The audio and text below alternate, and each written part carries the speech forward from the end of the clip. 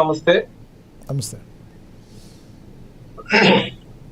గత కొద్ది రోజులుగా జనసేనకి సంబంధించి కొన్ని స్వతంత్రంగా అంటే కూటమిలో భాగంగా కాకుండా స్వతహాగా జనసేన పార్టీ పెట్టుకుంటున్నటువంటి కార్యక్రమాల్లో నాదెండ్ల మనోహర్ గారు కానీ బొలిశెట్టి శ్రీనివాస్ గారు అయినా కానీ కందుల దుర్గేష్ గారు అయినా కానీ ఇటువంటి వ్యక్తులు చేస్తున్న వ్యాఖ్యల్ని ఏదో ఒక భూతత్వంలో పెట్టి ఒక పట్టాన ఏదో వైరం వచ్చింది కూటమిలో, దాని విధంగానే ఇటువంటి వ్యాఖ్యలు చేస్తున్నారు అన్నట్టుగా కొన్ని విష ప్రచారాలు అయితే జరుగుతున్నాయి. సో ఇక్కడ ప్రధానంగా మీరు గుర్తుపెట్టుకోవాల్సింది ఒక విషయం ఏంటంటే, లక్ష్మీనాథ్ గారు, ఇది పవన్ కళ్యాణ్ గారు జనవరిలో పెట్టిన మెంబర్షిప్ టు లీడర్షిప్ అనే ద్వారా, అంటే పార్టీలో ప్రధానంగా క్షేత్రస్థాయిలో పనిచేస్తున్నటువంటి వ్యక్తులు ఎవరైతే ఉన్నారో వాళ్ళ కోసం పదవులు ఖచ్చితంగా ఇవ్వాలన్న ఉద్దేశం మీద పార్టీలో రేపు ఆగస్టులో విడుదలయ్యే పదవుల గురించి పవన్ కళ్యాణ్ గారు సంస్థాగతిన ఇప్పుడు దాన్ని ఒక నిర్మాణం చేయడానికి కృషి చేస్తున్నారు. ఆయనకి సర్జరీ జరిగినా కానీ పార్టీలో కమిటీలు వేసే విధం మీద ఆయన పరిశీలనలో ఉన్నారు. సో ఇటువంటి స్టేజ్ల మీద, ఇటువంటి సభల మీద కొత్త ఉత్సాహాన్ని కానీ నింపాలన్నా, ఇప్పుడు ప్రధానంగా టీడీపీలో 134 సీట్లు ఉన్నటువంటి టీడీపీకి ఇప్పుడు జనసేన ఒక 21 సీట్లతో, అంటే 21 సీట్లకి 21 సీట్లు గెలిచినా గానీ ఇక్కడ మనం ఇంకొంచెం ఉత్సాహం రావాలి, రేపొద్దున ఇంకా మనం ఎక్కువ గెలిచి చూపించాలి అన్న కార్యకర్తల్లో ఒక నూతన ఉత్తేజాన్ని, స్ఫూర్తి నింపడంలో అక్కడ తప్పేం లేదు సార్. దాన్ని ఇవాళ రోజున ఏం చేస్తున్నారంటే, పార్టీ బలహీనంగా ఉందని మాట్లాడడం, లేదంటే పార్టీలకి వైరం వచ్చిందనడం, లేదంటే అంతర్గత విభేదాలు అయ్యో వచ్చినాయి అనడము, దీన్ని ఒక భూతత్వంలో పెట్టి చూస్తున్న విధానం. అయితే సార్ మీరు ఇక్కడ గుర్తుపెట్టుకోవాల్సింది ఏంటంటే, కూటమి అనేది 15 సంవత్సరాల పాలన. ఇవాళ పాలన ఉన్నా లేకపోయినా ఎటువంటిదైనా కానీ కూటమి రేపు పొద్దున 15 సంవత్సరాలు అయితే కలిసి నడుస్తుందనే దాంట్లో సందేహం లేదు. దానికి ప్రధానంగా సాక్షాత్ అంటే పార్టీ బలంగా లేదు అని వేరే వాళ్ళు మాట్లాడటం కంటే కూడా రీసెంట్గా మన పార్టీ ఇంకా బలపడాల్సి ఉంది అని చెప్పి మీ party PSC chairman Nadendla Manohar garu మాట్లాడటం, ఆ తర్వాత మళ్ళీ ఇంకొక ప్రెస్ మీట్ పెట్టి మేము ఆ రోజుల్లో అప్పుడంటే మేము 15% అలా చేసాం కానీ ఇప్పుడు అలా కాదు, ఇప్పుడున్న బలం పెడతాం బట్టి ముందుకు వెళ్తామని చెప్పడం, ఇదంతా కొంత గందరగోళానికి క్రియేట్ చేసింది. ఇంకా బలపడాలి పార్టీ అనే మాటను మాట్లాడిందే మీ మనోహర్ గారు కదా, దాని గురించి ఏమంటారు? పార్టీ బలపడాలి అంటే ప్రజాక్షేత్రంలో మేము చాలా బలంగా ఉన్నాం సార్, కూటమిలో ఒక భాగమై ఉన్నాం సార్. అటువంటి దాంట్లో 21 సీట్లు కాదు, ఈ రానున్న ఎలక్షన్ లో ఇంకొంచెం నూతన ఉద్దేశంతో మేము పుంజుకోవాలన్న ఉద్దేశం మీద కార్యకర్తలకి స్ఫూర్తి పెంచిన విధానాన్ని వక్రీకరించి చూడటం. అది మీరు ఒకసారి పూర్తిగా ఏంటంటే ఆయన అన్న వాక్యాలను ఒకసారి ఫస్ట్ నుంచి కైకలూరులో అన్న మాటలు కానీ, నిన్న విజయవాడలో అన్న వ్యాఖ్యలు కానీ ఒక్కసారి ప్రస్ఫుటంగా ఒకసారి పూర్తిగా చూడండి, క్షుణ్ణంగా చూస్తూ ఉండంటే మీకు విధానం అర్థమవుతుంది. ఓకే, విజయవాడలో ఆయన మాట్లాడిన దానిలో ఎవరు అబ్జెక్షన్ చెప్పట్లేదు. విజయవాడలో ఆయన ఏం మాట్లాడారో ఎస్ మీ మాటకు అడ్డొచ్చాను. విజయవాడలో ఆయన మాట్లాడిన ఒక బయట ప్లే వద్దు చూద్దాం.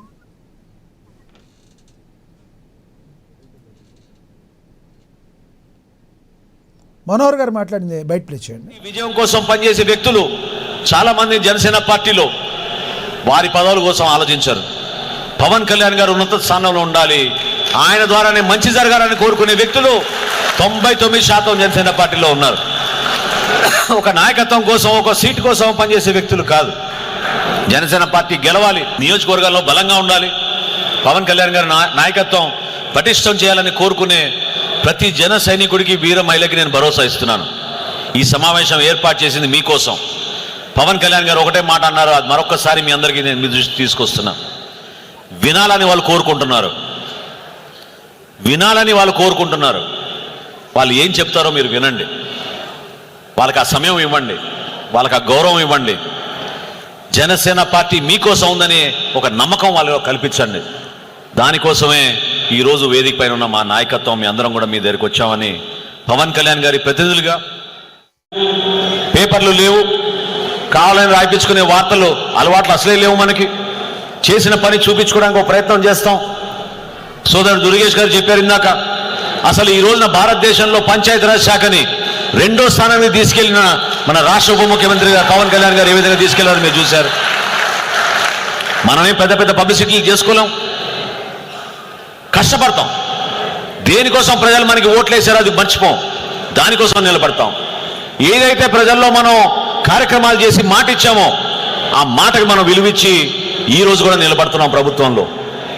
ఏ కార్యక్రమం చేసినా ఎంతమందికి ఉపయోగపడుతుంది, ఎంతమందికి మనం ఇంకా దగ్గర తీసుకెళ్ళగలుగుతాం ఈ కార్యక్రమం అనే ఆలోచనతోటి మన నాయకుడు పవన్ కళ్యాణ్ గారు ఎప్పుడు కూడా కేబినెట్ సమావేశాల్లో మాట్లాడుతూ ఉంటారు. పర్యావరణం గురించి కానివ్వండి, అభివృద్ధి గురించి కానివ్వండి, సంక్షేమం గురించి కానివ్వండి, గ్రామాల్లో ఈ రోజున ప్రజాస్వామ్యాన్ని నిలబెట్టే విధంగా ప్రతి గ్రామంలో గ్రామ సభలు ఏర్పాటు చేసి మీరే ఆ నిర్ణయం తీసుకోండి అనే ఆలోచనతో ఆయన పటిష్టం చేశారు మన పంచాయతీరాజ్ శాఖని, గ్రామాల్లో ఉన్న వాతావరణాన్ని. ఈరోజు విజయవాడలో 64 డివిజన్లో కూడా మిమ్మల్ని అందరూ కూడా కోరుకునేది, దయచేసి మీరు క్షేత్రస్థాయిలో పర్యటించాలి, సమస్యలపైన మీరు అవగాహన తెచ్చుకోవాలి.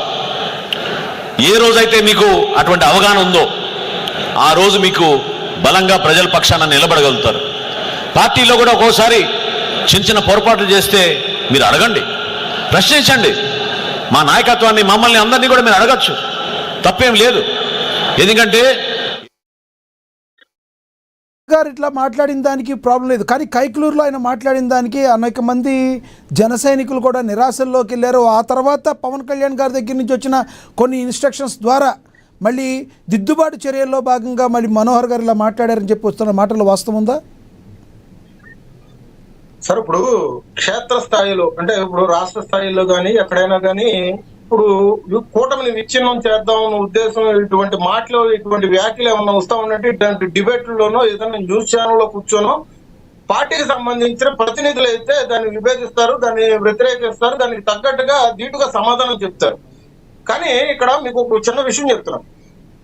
పార్టీకి బలమైనటువంటి కార్యకర్తల్ని మభ్యపెడుతూ పార్టీని బలపెట్టాల్సిన నాయకులు ఇవాళ వర్గాలుగా ఇవాళ జనసేన పార్టీలో జనసేన జెండా కప్పుకొని బ్యానర్లు పెట్టుకోవడమే తప్పించి ఏమాత్రం పార్టీ అభివృద్ధి కానీ నియోజకవర్గ ఒక సంక్షేమం గురించి కానీ పాటుపడిన వ్యక్తులు ఇవాళ రోజున కొంతమంది వ్యక్తులు మనోహర్ గారి దృష్టికి, అధ్యక్షుల వారి దృష్టికి వచ్చారు.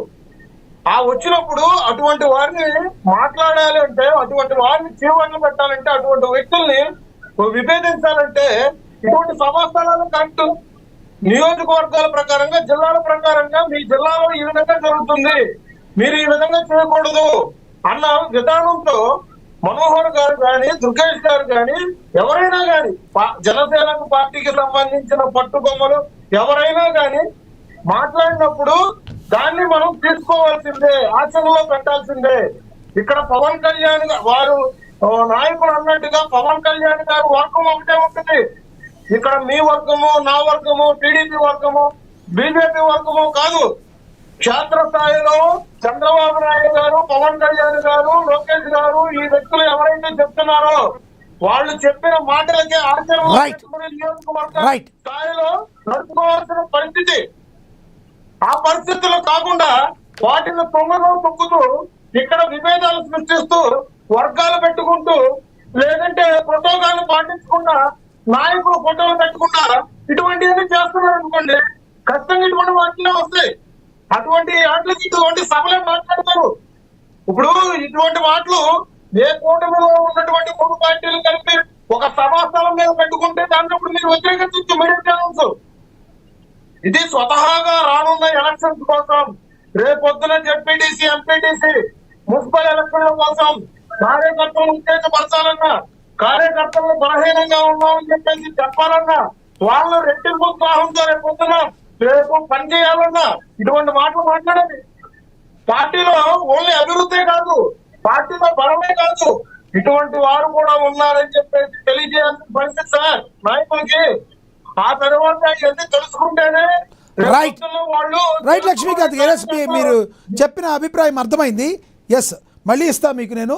మనతోటి ఎల్ఎం మోహన్ రెడ్డి గారు, వైసీపీ అధికార ప్రతినిధి ఉన్నారు, ఆయనతో మాట్లాడదాం. మోహన్ రెడ్డి గారు నమస్తే అండి. ఇది సంబంధించింది కదా ఇద్దరికి ఉమ్మడిగా లేదు లేదు లేదు సీట్లు ఇచ్చేది అలాగదు మీరు దీని మీద మీరు మాట్లాడాలి, మీరు తర్వాత మళ్ళీ టీడీపీ ఒకేసారి ఇద్దరు వాయిస్ మాట్లాడితే కరెక్ట్ కాదు అది. నేను మీకు ఇస్తున్న కారణం ఉంది దానికి. ఎస్ దీనిలో యా చెప్పండి. మీకు అజయ్ గారికి, లక్ష్మీకాంత్ గారికి, అయ్యప్ప గారికి, అక్షర సత్యం గారికి, చూస్తున్న వీక్షకులకు అందరికీ పేరు పేరున తొలి ఏకాదశి శుభాకాంక్షలతో థ్యాంక్ యూ సార్. మీకు కూడా తొలి ఏకాదశి శుభాకాంక్షలు. ఎస్ ఏంటి ఏంటి మోహన్ రెడ్డి గారు, ఏంటి జనసేన పార్టీ లోకల్గా కూడా సంస్థాగతంగా బలం చేకూర్చుకోబోతుందట రానున్న రోజుల్లో. ఎక్కడైతే సంస్థాగతంగా తన బలంగా ఉందో తన సత్తా చాటుతుందట, దానిలో ఏమాత్రం డౌట్ లేదు. కానీ వాళ్ళు విడిపోవాలని మీరు కోరుకుంటున్నారని చెప్పి టీడీపీ, జనసేన, బీజేపీ నేతలు మాట్లాడుతున్నారు. మీరేమంటారు? ఇంకొకటి, మీరు ఇందాక మనోహర్ గారు మాట్లాడింది విన్నారు. పేపర్లు లేవు మాకు, కావలసిన వార్తలు రాపించుకునే అలవాట్లు అసలు లేవు. ఎవరిని ఉద్దేశించి మాట్లాడారు? లొకేషన్ గురించి దానికి ఎందుకు డౌట్? అంటారా? మాకుండేది ఒక పేపర్, ఒక టీవీ, దాంట్లో డౌట్ లేదు. వాళ్ళకి ఎన్ని పేపర్లు ఉన్నాయి, ఎన్ని టీవీలు ఉన్నాయి, దాంట్లో గురించి ఎందుకు చెప్పాలా? ఆయన బ్రేక్ అయింది. మోహన్ రెడ్డి గారు బ్రేక్ అయ్యారు. వినిపిస్తుందా? మాట్లాడండి. వినిపిస్తుందా? మాట్లాడండి. ఇప్పుడు లోకేష్ గారి గురించి మాట్లాడారు ఆయన, మీరు ఇలా చెప్తున్నారు. లక్ష్మణ గారు, ఎస్ మీ వాయిస్ వినబడుతుంది, మీరు స్ట్రక్ అయ్యారండి. ఇప్పుడు వినబడుతుంది, చెప్పండి. కంటిన్యూ. కాబట్టి అది మాకు సంబంధించింది కాదు, కానీ మేమైతే ఎప్పుడు కూడా ఓపెన్ గానే చెప్తాం, అది ఓపెన్ గానే ఉంటుంది. దాని గురించి మాకు సంబంధించిన వ్యవహారం కాదు. మా సోదరుడు లక్ష్మీకాంత్ చెప్తున్నాడు, ఏమని చెప్తున్నాడు? 15 సంవత్సరాలు మా బంధము అని. ఇప్పుడు 5 సంవత్సరాలు కదా, గతంలోనూ ఒక 5 సంవత్సరాల పైన అయింది కదా, ఇప్పటికి దాదాపు 12-15 సంవత్సరాలు